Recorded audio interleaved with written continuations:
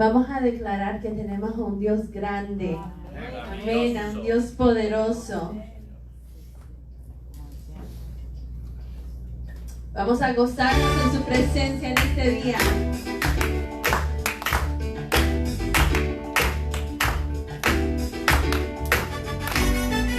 Bendición y gloria, poder y honra, al anciano de días será. Toda nación y la creación, al anciano de días se postrará. Toda lengua confesará, declarará su gloria, toda rodilla se doblará, adorando tu nombre exaltado será, y tu reino anciano de días no pasará. ¿Cuántos lo creen? Una vez más declara: bendición y gloria, poder y honra, al anciano de días será. Toda nación y la creación, al anciano de días se postrará. Toda lengua confesará, declarará su gloria, toda rodilla se doblará, adorando tu nombre exaltado será, y tu reino anciano de días no pasará. Vamos a declarar: sobre la tierra tú reinarás, al anciano de días cantar. Tu gran dignidad, Dios, es sin igual, al anciano de días cantar. Sobre la tierra tú reinarás, al anciano de días cantar. Tu gran dignidad, Dios, es sin igual, al anciano de días cantar. Levanta tus manos una vez más y declara: toda lengua confesará, declarará su gloria, toda rodilla se doblará, adorando tu nombre exaltado será, y tu reino anciano de días no pasará, y no pasará, no pasará, y no pasará, no pasará. ¿Cuántos lo creen? Amén. Gloria a Jesús.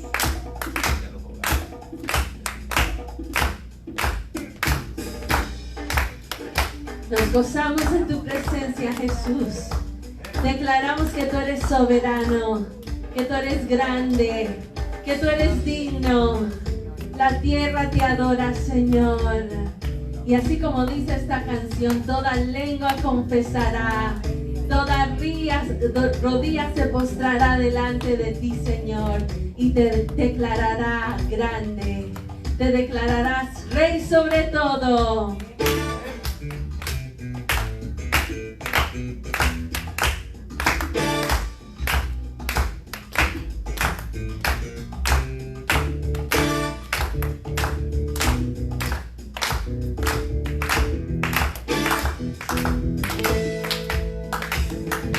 Sobre la tierra tú reinarás, al anciano de días cantar.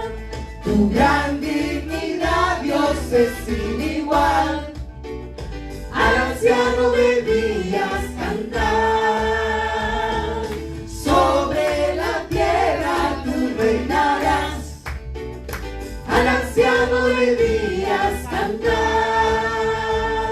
Tu gran dignidad, Dios, es sin igual, al anciano de días cantar. Una voz declaremos: sobre la tierra tú reinarás, al anciano de días cantar.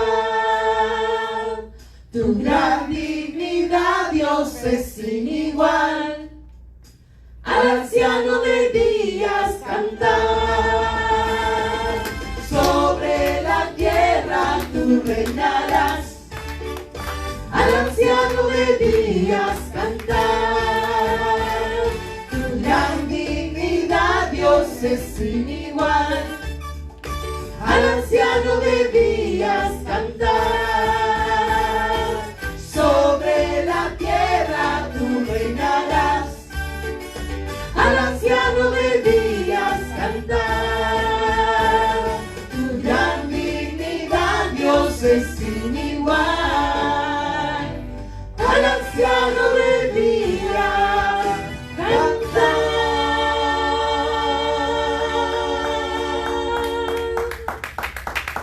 Solo a Él cantamos, solo a Él Gloria a adoramos. Jesús. Solo a ti, Señor, levantamos nuestras manos en adoración. Venimos delante de tu presencia, Señor, en esta noche.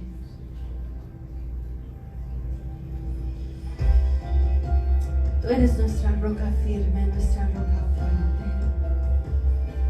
Te adoramos con todo nuestro corazón, Jesús.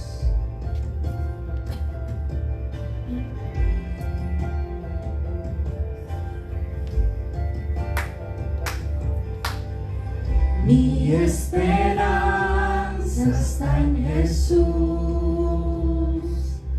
en su justicia y en la cruz. De nadie más dependeré, solo en su nombre confiaré. Vamos a decirlo una vez más. Así es, Señor. Mi esperanza está en Jesús, en su justicia y en la cruz. De nadie más dependeré, solo en su nombre confiaré. En Jesús fuerte soy, solo Él mi roca es. Sobre la tempestad eres Rey.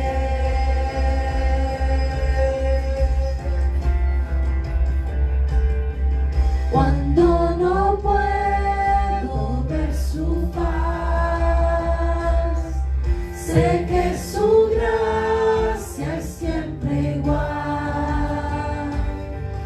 A la tormenta venceré,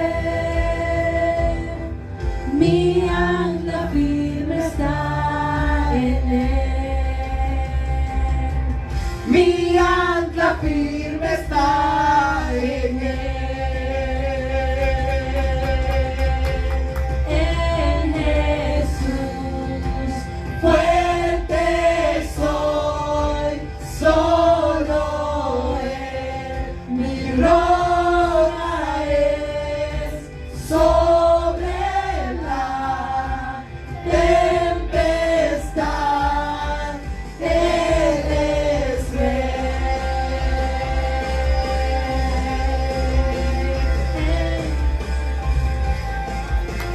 Él es Rey sobre todo. Gloria a Jesús. Amén.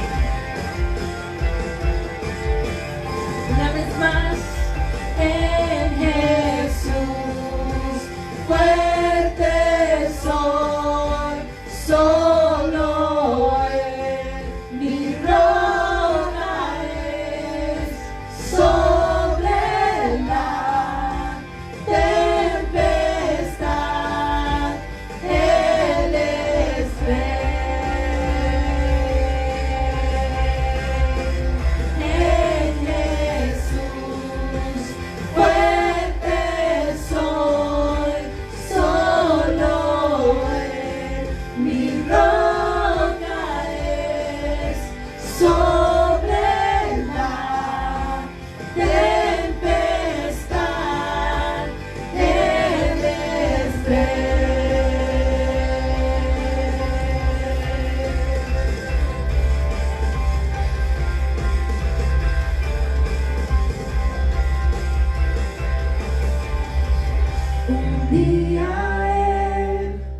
me sana. En su presencia voy a estar, sin mancha ante Él vendré, justificado por la fe.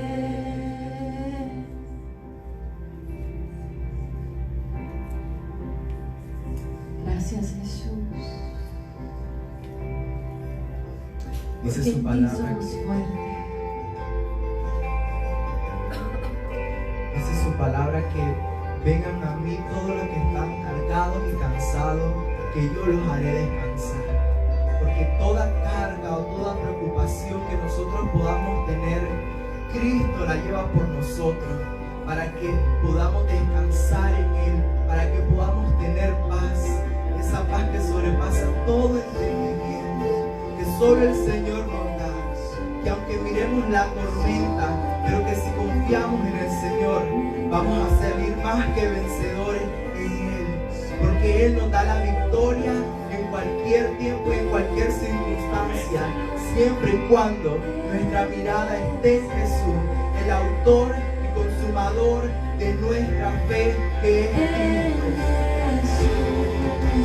Fuerte soy, solo Él, mi roca es sobre la tempestad del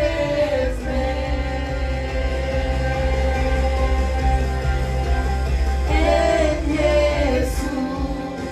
Fuerte soy, solo Él, mi roca es sobre la tempestad,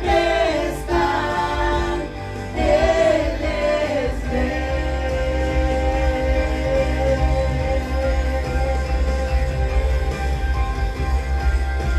Él es Rey sobre todo. Te adoramos, Jesús. Bendito sea su nombre. Aleluya.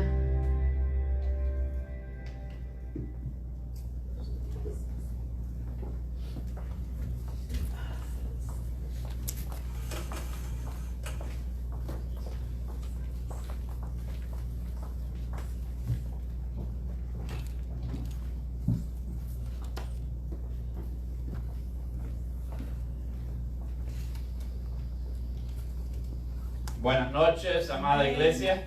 Amén, amén. Les saludo en el nombre del Señor a los que están presentes acá y a los que están en casa también después de algunos días que no nos hemos visto. Les saludo en el nombre del Señor y espero que todos ustedes estén en sus casas pues conectados a la transmisión y listos a recibir la palabra del Señor. Voy a estar hablando sobre el tema glorificando a Dios y quiero que vayan conmigo al Evangelio de San Juan, capítulo 12. Evangelio de San Juan, capítulo 12 y el versículo 20. Un abrazo para todos ustedes, los que están acá y los que están en casa también.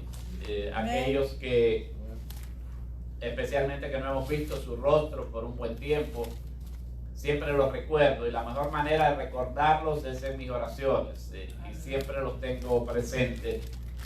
Nuestro saludo para ustedes y nuestras oraciones también de sanidad y de fortaleza para aquellos que están quizás superando alguna situación física, algún problema físico o alguna enfermedad.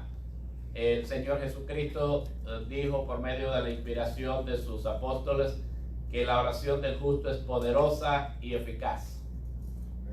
Y no permitas que nadie te diga lo contrario. Sigue confiando y orando al Señor. Amén, amén. Por tu vida, por tu familia y también por la de otros. por aquellos que conoces que necesitan del apoyo de tus oraciones, de tu intercesión delante del Señor.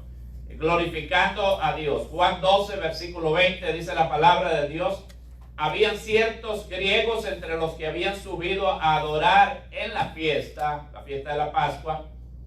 Estos pues se acercaron a Felipe, que era de Bethsaida, de Galilea, y le rogaron diciendo, Señor, quisiéramos ver a Jesús.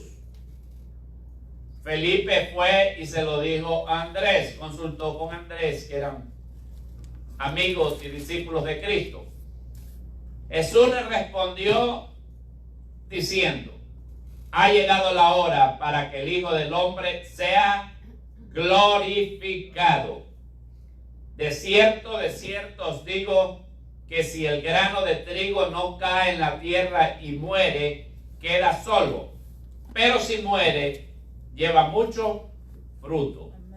El que ama su vida, la perderá. Y el que aborrece su vida en este mundo, para vida eterna, la guardará. Si alguno me sirve, sígame, y donde yo estuviere, allí también estará mi servidor.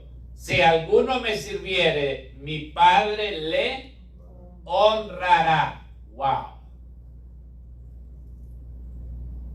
Y luego pasa a decir lo siguiente: ahora está turbada mi alma. ¿Y qué diré? Padre, sálvame de esta hora. Mas para esto he llegado a esta hora. Padre, glorifica tu nombre. Entonces vino una voz del cielo: lo he glorificado y lo glorificaré otra vez. Y la multitud que estaba ahí y había oído la voz decía que había sido un trueno. Otros decían: un ángel le ha hablado. Respondió Jesús y dijo: no ha venido esta voz por causa mía, sino por causa de ustedes o de vosotros. Ahora es el juicio de este mundo. Ahora el príncipe de este mundo será echado fuera. Y yo si fuere levantado de la tierra, a todos atraeré a mí mismo. Y decía esto dando a entender de qué muerte iba a morir. Le respondió la gente: nosotros hemos oído de la ley que el Cristo permanece para siempre. ¿Cómo pues dices tú, es necesario que el Hijo del Hombre sea levantado? Obviamente no entendían, estaban confundidos. ¿Quién es este Hijo del Hombre? Entonces Jesús les dijo: aún por un poco está la luz entre vosotros o entre ustedes. Andad entre tanto que tenéis luz, para que no os sorprendan las tinieblas, porque el que anda en tinieblas no sabe a dónde va. Entre tanto que tenéis la luz, creed en la luz, para que seáis hijos de luz. Glorificando a Dios. Como ustedes pueden ver y podemos ver, nunca ha sido fácil para el hombre sintonizarse con Dios, con sus planes y sus propósitos. No importa cuánto esfuerzo haga el Señor para que el hombre le entienda, no importa cuánto esfuerzo haga Dios, siempre las personas, el hombre y Dios, como que están en frecuencias diferentes. ¿Te has dado cuenta? Cuando tú lees la Biblia y lees el Nuevo Testamento especialmente y te metes a los diálogos de Jesús, a su ministerio, te vas a dar cuenta que siempre las personas como que están en una frecuencia y Jesús está en otra. Aún los mismos religiosos, los que se suponía que deberían de estar sintonizados con Dios, la inmensa mayoría del tiempo estaban desconectados. no entendían ni las propias escrituras a las cuales ellos se devotamente debían estudiar. Y esto es una de las grandes características del ministerio de Jesús. Personas que estaban supuestas a estar sintonizadas con la voluntad de Dios, cuando vino Jesús se dieron cuenta que estaban totalmente desconectados. Y nosotros lo podemos ver, los ciudadanos, las personas de este siglo, nos podemos dar cuenta al leer la Escritura, que la inmensa mayoría estaban desconectados con el Señor, aún con lo que debían conocer. Y déjenme decirles que no ha cambiado mucho la situación. Ahora, no por falta de información, sino por el mismo gran problema que tenemos los seres humanos: la rebelión contra Dios, la dureza de corazón, el cerrar los oídos, el querer entender todo menos a Dios. Hay una frase que Jesús repite aquí: la hora de Jesús. Ahora dice el Señor,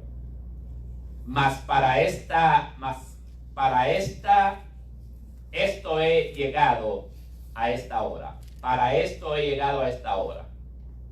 Padre, glorifica tu nombre. El versículo 23 también tiene esta misma frase. Jesús le respondió diciendo: ha llegado la hora para que el Hijo del Hombre sea glorificado. ¿A qué se refería? Nosotros debemos de saber, ya la iglesia debe saber, que se refería al tiempo de su muerte, resurrección y exaltación. Siempre Jesús se había proyectado al futuro y varias veces había dicho antes que su hora no había llegado. Es importante. Por ejemplo, en el mismo Evangelio de San Juan, aquí mismo, en el capítulo 2 y versículo 4, lo encontramos realizando su primer señal o milagro. ¿Cuál fue su primer señal? Convertir el agua en vino, en una fiesta, en una boda que nos invitaron. Entonces la madre le dijo, la madre de la naturaleza humana de Jesús, le dijo: se acabó el vino. Y la respuesta del Señor fue la siguiente: dice, ¿qué tienes conmigo, mujer? Aún no ha llegado mi hora. Siempre hablaba de su hora en un futuro, claro, era un futuro cercano, un futuro inmediato, pero no había llegado el momento. En el capítulo 4 también del Evangelio de San Juan, el capítulo 4 y el versículo 21, para los que lo quieran buscar se van a dar cuenta que también aparece con una mujer hablando, 4:21, y le dijo lo siguiente: Jesús le dijo: mujer, créeme que la hora viene cuando ni en este monte ni en Jerusalén adoraréis al Padre. Siempre hablaba de esa hora en un tiempo futuro.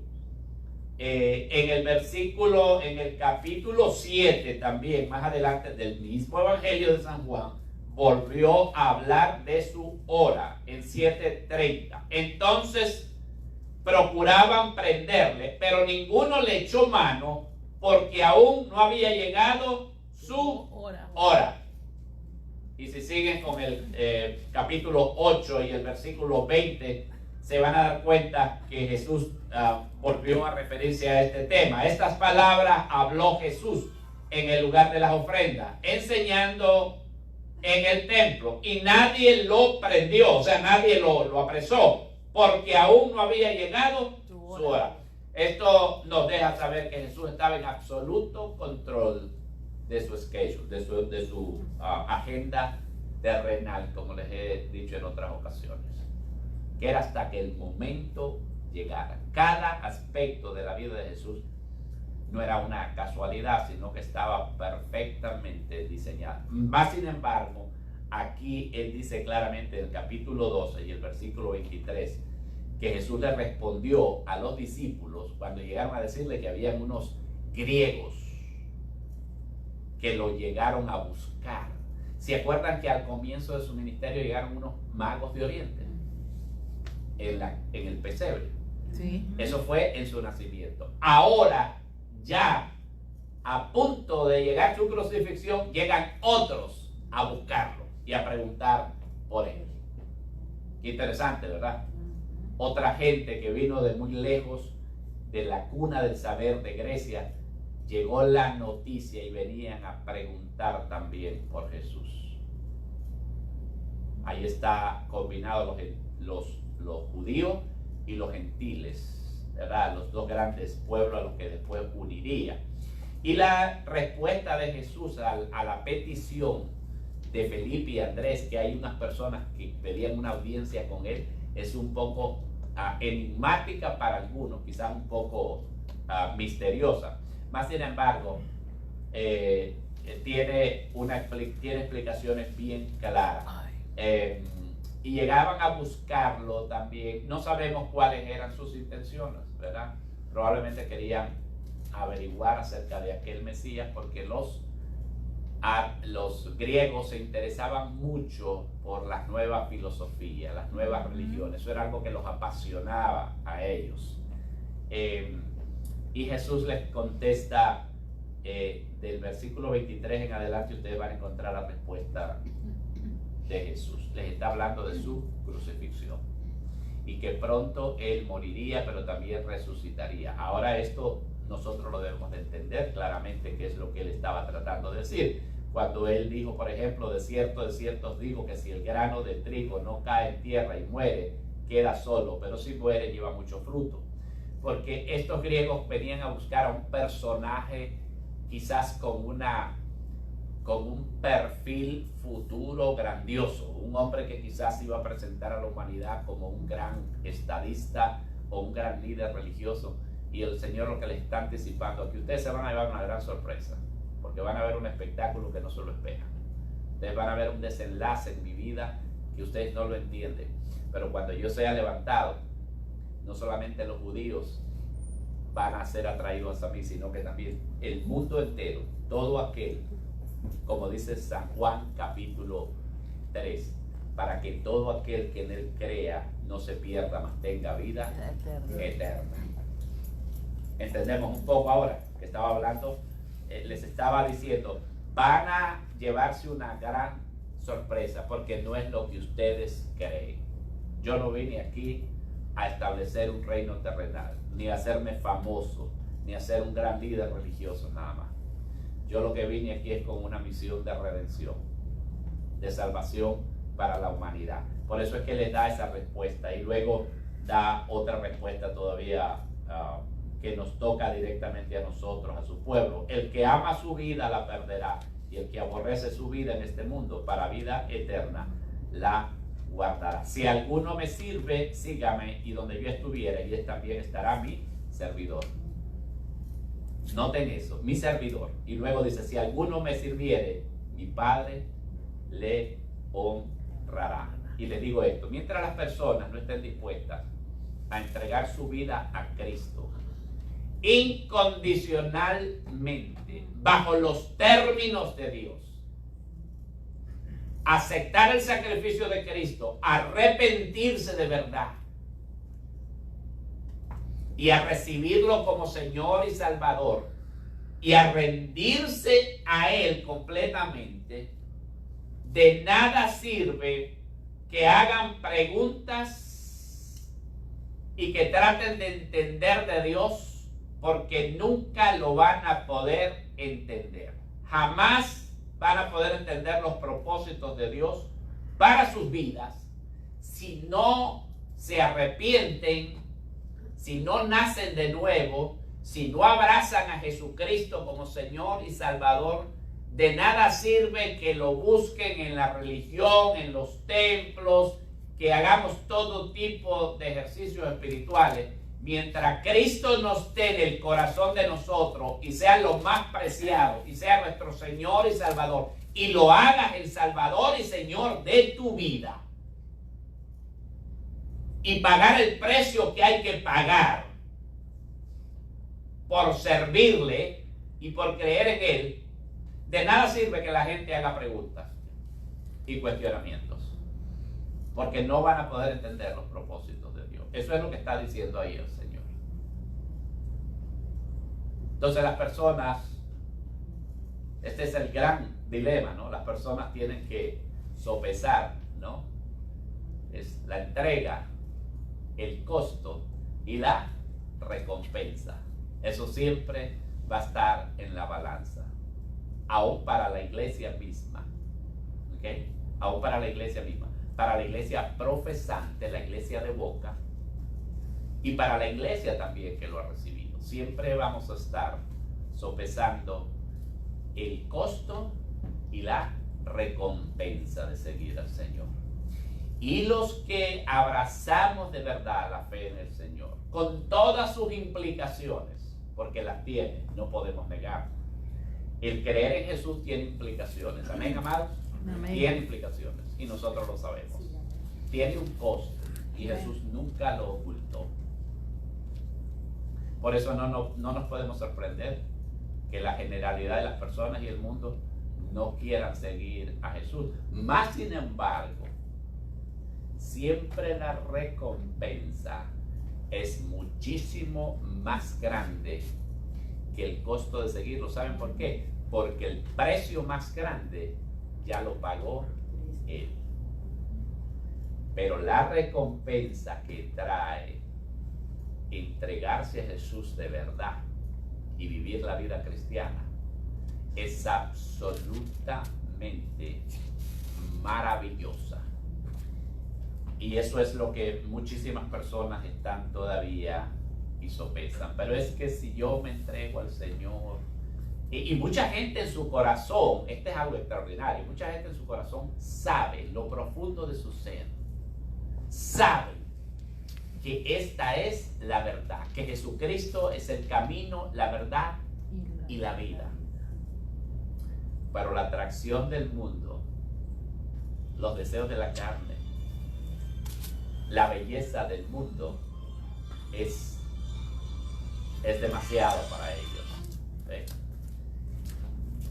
Hay un momento también en este diálogo que estamos viendo aquí, en este momento, en esta hora del ministerio de Jesús, en donde el Señor tiene una turbación, tiene un momento de turbación, y lo vamos a ver en el 27. Dice: ahora está turbada mi alma, ¿y qué diré? Padre, sálvame ahora. La expresión, oigan, la expresión usada aquí tiene una fuerte connotación y significa horror, ansiedad y agitación. Ahora está turbada mi alma.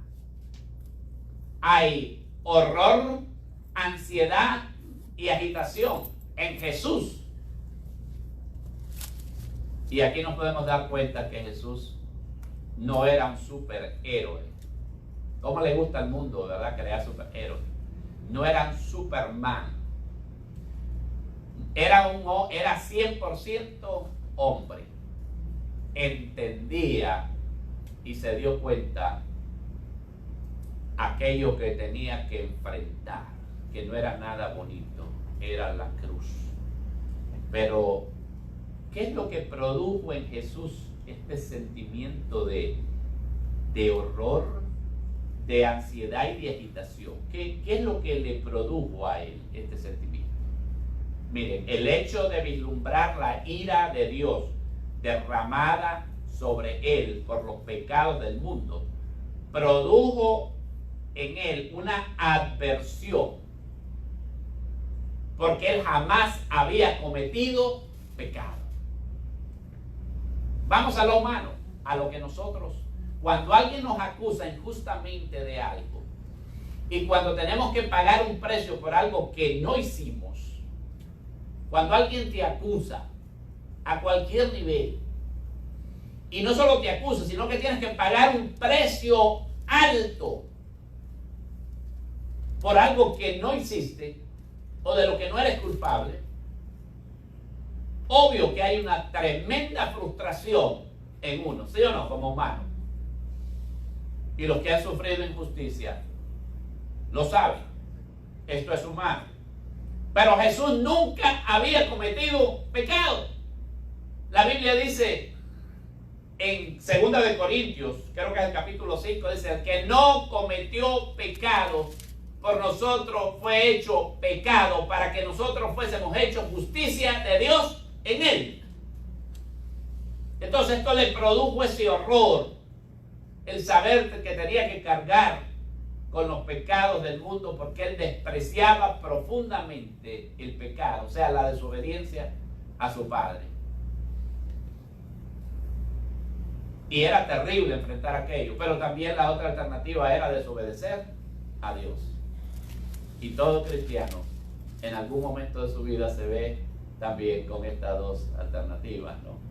Desobedecer al Señor, que nos ha salvado y nos ha rescatado, y por querer evitar algo que a nosotros no nos agrada o nos produce algún tipo de malestar. Me encanta, sí, la capacidad de reflexión que tuvo Jesús. La capacidad de reflexión en los peores momentos, en esos momentos cumbres de la vida. Dice: ¿qué diré? Padre, sálvame de esta hora. Y yo les digo, amados, los que están aquí, los que me están escuchando, con toda franqueza, yo quisiera desarrollar esta capacidad de reflexión, esta capacidad de poder reflexionar cuando la ansiedad a mí me invade, porque a veces sucede, cuando el temor me inunda, cuando las cosas se salen de su cauce, cuando suceden cosas que no espero y que no sé cómo solucionar o tratar en el momento. ¿Te ha ocurrido alguna vez algo así? Que te viene algo y uno pierde la capacidad de reflexionar a la luz del conocimiento de Dios, a la luz de la palabra del Señor. No es fácil cuando nos tocan esos momentos de turbación. Y si hay una cosa que leyendo esto yo le decía al Señor, quisiera tener o desarrollar la capacidad de reflexionar como lo hizo Jesús, siempre a la luz de la palabra del Señor.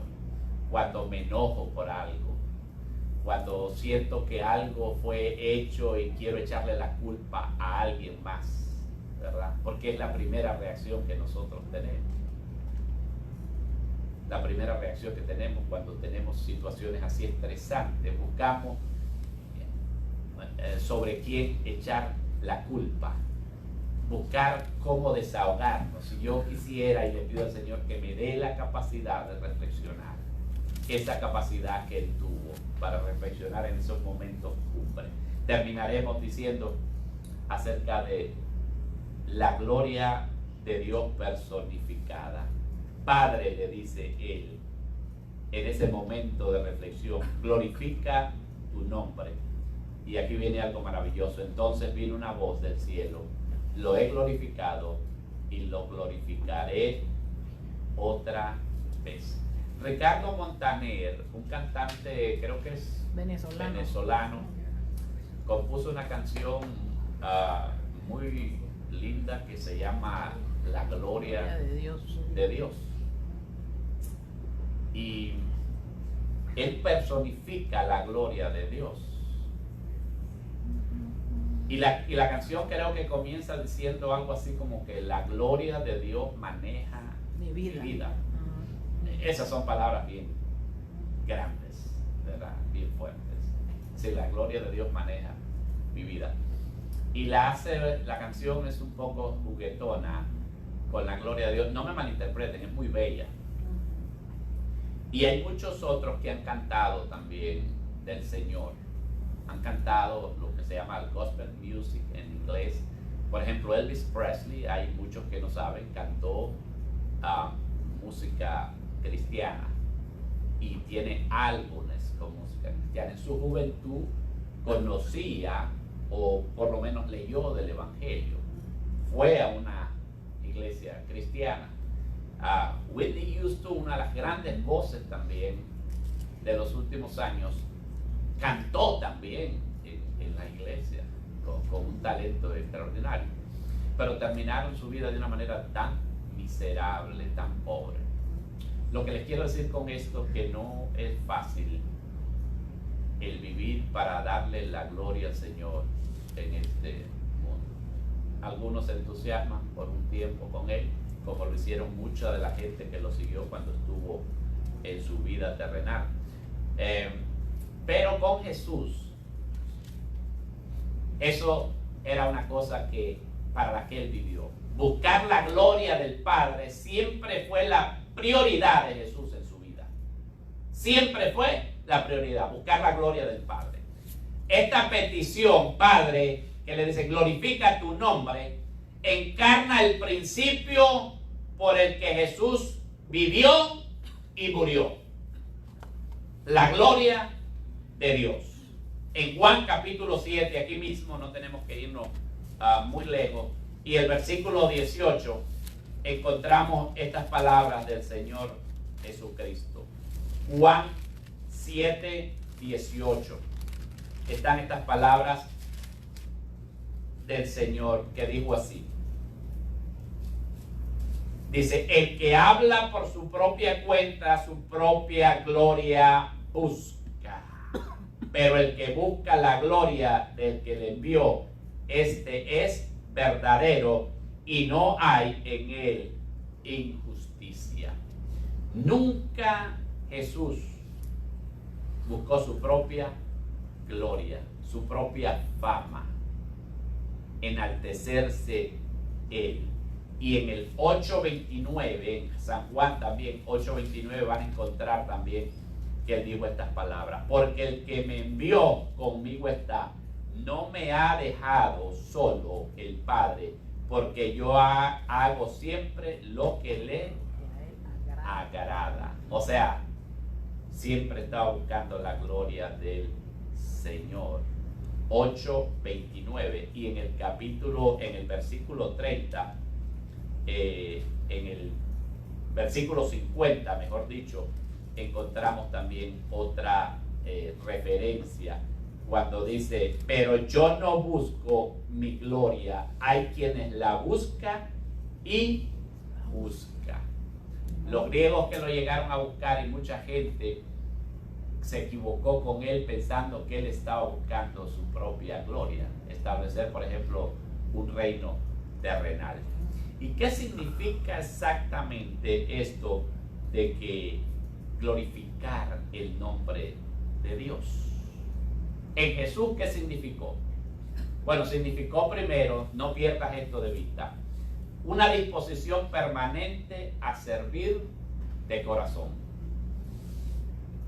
Una disposición permanente a servir de corazón. No de apariencia, sino de corazón. A servir. Y lo dijo y lo repitió. El Hijo del Hombre no vino para ser servido, sino para servir. Otra cosa que significa buscar la gloria de Dios es una disposición permanente de amar. Y eso Jesús lo enseñó con su vida y lo demostró en la cruz del Calvario. Porque de tal manera amó Dios al mundo. Una disposición permanente de amar. Nosotros, y aún la iglesia a veces, amamos por ratito. ¿Se han dado cuenta? A veces amamos y nos llevamos bien con los que nos tratan bien. Y Jesús habló mucho sobre eso, sobre los que nos hacen bien, sobre aquellos que son más fáciles de amar, sobre los que no son difíciles de amar. Pero Jesús no amó solo a los que eran fáciles de amar, sino amó a todo el mundo, a tal grado que murió por ellos, aún por los que los crucificaron. Dijo, Padre, perdónalos porque no saben lo que hacen.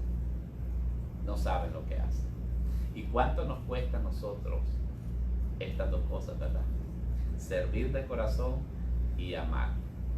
Solo hace falta que alguien nos haga una mala cara o quizás no actúe de la manera que nosotros creemos que tiene que actuar y le vamos arriba con todo muchas veces. ¿Qué tanto nos hace falta para glorificar a Dios en nuestras vidas de verdad?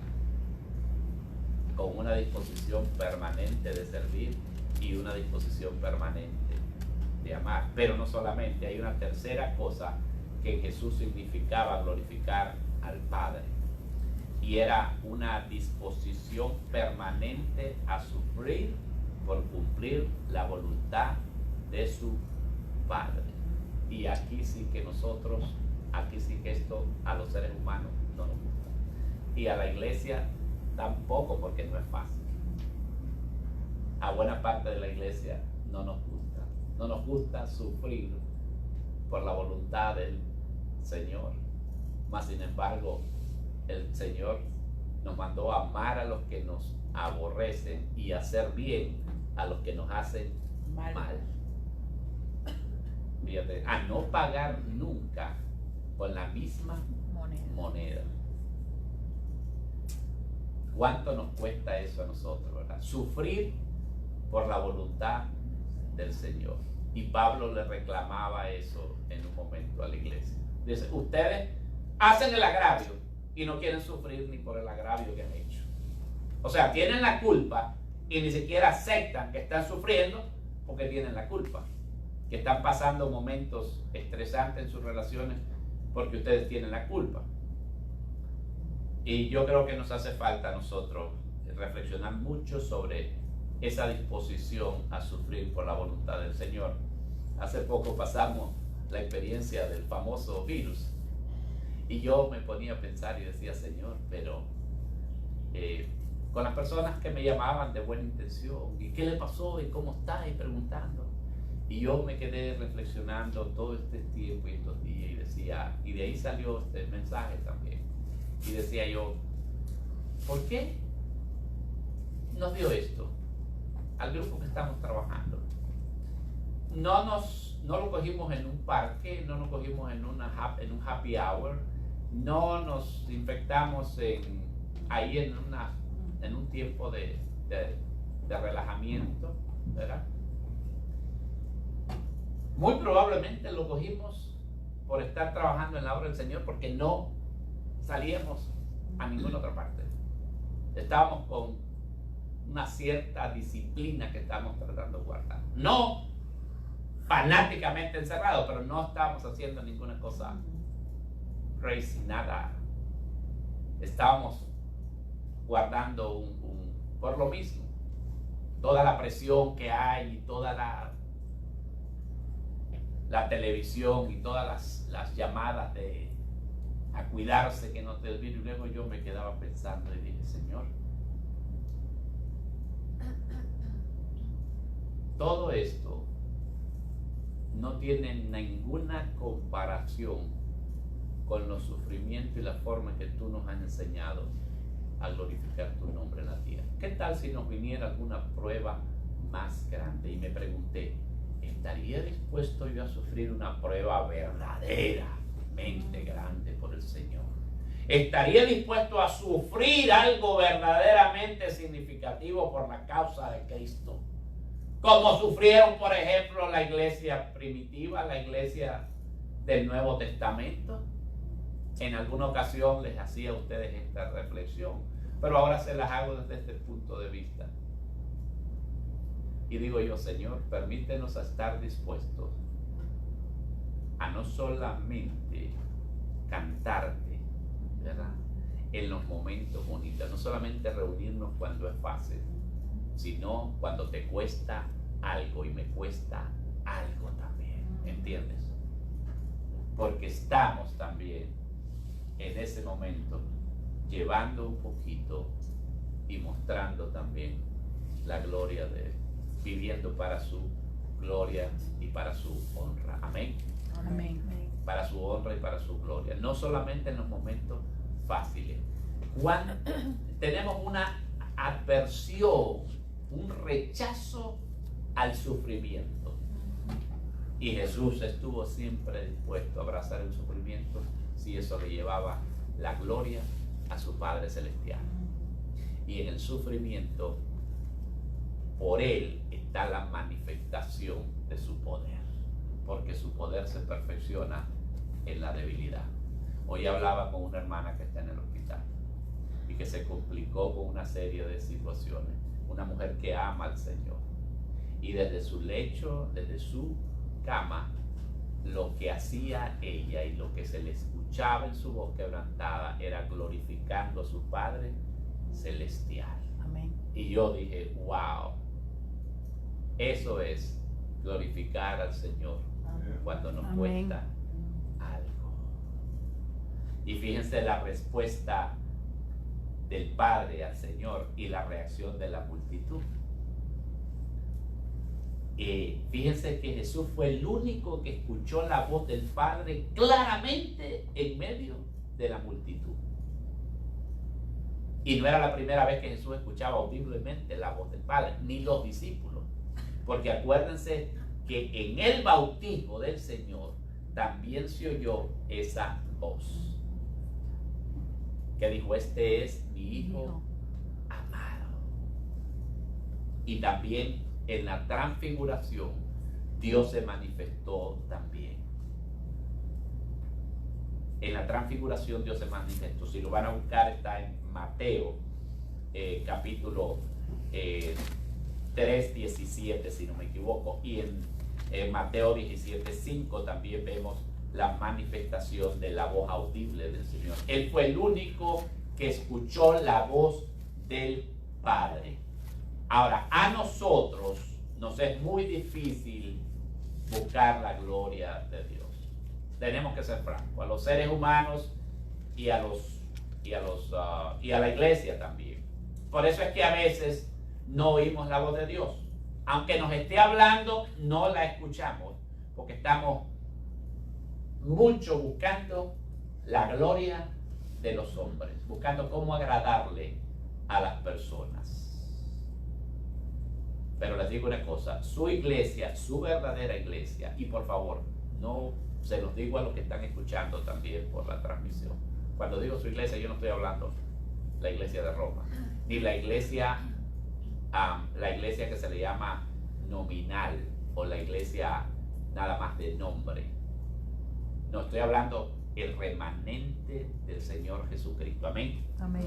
El remanente. ¿Saben lo que son ustedes? Son un remanente también. Ustedes que me están escuchando en casa y que han abrazado al Señor Jesucristo, como dijo el apóstol Pablo: con Cristo estoy juntamente crucificado. Ustedes son el remanente de Dios, el pueblo escogido de Dios.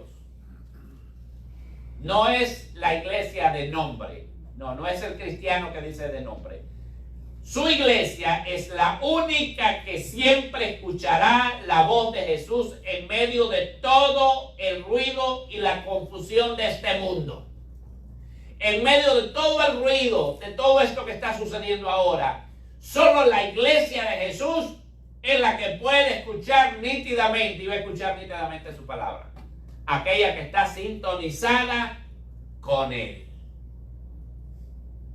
y abrazada con Él, con su palabra, son los únicos que pueden escuchar y entender claramente la voz del Señor. ¿Viste lo que dijeron? Unos dijeron: eso fue un trueno. Eso fue que un ángel le habló. Pero solo Él escuchó nítidamente su voz, la voz del Padre. Ahora, se comprende que esta gente estuviera confundida. Se comprende. Pero hace más de 2000 años que el mundo ya no tiene excusa. Mira, solo el apóstol Juan dejó un libro completo para conocer, oír la voz de Dios y sus propósitos. Solo el apóstol Juan. Vamos a decir que el mundo no tuviera nada. Solo el apóstol Juan dejó un evangelio, una biografía del Señor Jesucristo, y dejó también 3 epístolas en donde nos enseña cómo quiere que sirvamos, que amamos y que suframos por Él. Usted va y quiere encontrar la voluntad de Dios y la iglesia verdadera, Y ahí está. Solamente Juan escribió un evangelio y 3 epístolas, sin mencionar el resto del testimonio de Dios que está acá en el Nuevo Testamento. Muchos todavía dicen que si oyeran la voz de Dios audiblemente, creerían. Que si vieran un milagro, también. Pero Dios nos conoce muy bien y sabe que mentimos, porque tenemos el testimonio más grande de la historia y seguimos más incrédulos que nunca. Si ustedes ven los versículos que siguen, que no los leí al comienzo, pero ustedes lo pueden ver ahora que nos estamos despidiendo. Miren el versículo 36 y la parte B, cuando dice, estas cosas habló Jesús y se fue, del capítulo 12 de San Juan. Estas cosas habló Jesús y se fue, y se ocultó de ellos. Pero a pesar de que había hecho tantas señales delante de ellos, no creían en él. Jesús nos conoce y conoce al mundo. Cuando yo veo a estos políticos tratando de engañar a la gente y de hacerles creer que están trabajando para nosotros, sabemos que en ellos no hay amor de Dios en sus corazones, peleándose por quién coge una migaja de cuota política y quién se gana el favor no de Dios, sino de un sector enfermo de la sociedad. Unos apoyando a unos y otros apoyando a otros, y el pueblo en medio sufriendo, y ellos peleándose por ver quién es el más fuerte, tratando de mantener una posición. No, dice la señora, porque yo lo tengo en mis manos el presidente y lo voy a aprovechar esta ventaja que tengo para sacar provecho. Y mientras tanto hay millones de personas que realmente necesitan alguna ayuda. ¿Qué tal si los políticos hicieran una reflexión y volvieran a la palabra del Señor, al ejemplo de Jesucristo? Pero no pueden, porque lo sacaron completamente de su vida. Están vacíos, más secos que una concha de mar en el sol. Están vacíos de Dios. No tienen amor de Dios en sus corazones.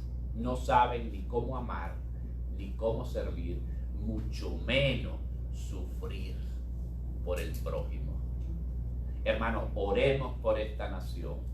Oremos por las personas, porque no podemos olvidar nuestra misión, alcanzar a los que no conocen a Cristo, porque son los únicos que verdaderamente pueden servir en este mundo. Solo la iglesia del Señor puede hacer una diferencia en este mundo, la verdadera iglesia del Señor, el remanente, con nuestro ejemplo, con nuestra vida, con nuestro sacrificio por el Señor también, trabajando también por el prójimo.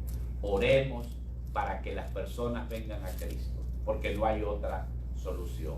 Oremos por alcanzar a otro. Oremos por impactar esta cultura de muerte que se nos quiere imponer.